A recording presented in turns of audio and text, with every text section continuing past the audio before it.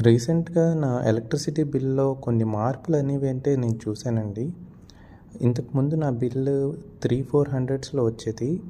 ఇప్పుడు చూస్తే అదే పవర్ కన్జంప్షన్‌కి పవర్ కన్జంప్షన్ అనేది ఏం మారలేదు.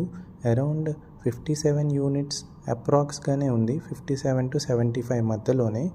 బట్ చార్జ్ అనేది 967 రూపీస్ అవ్వటం చూశానండి. ఇంతకుముందు 300-400 వచ్చేది. ఇప్పుడు 900 నుంచి 1000 రూపాయల దాకా వస్తుంది. ఇవేవో కొత్తగా FPPCA charges and true up charges అంటండి. అవి కొత్తగా యాడ్ చేశారు బిల్‌లో. ఇలా ఎఫ్‌పిపిసిఏ చార్జెస్ అంటూ లాస్ట్ 3-4 మంత్స్ నుంచి చూస్తూ ఉన్నానండి.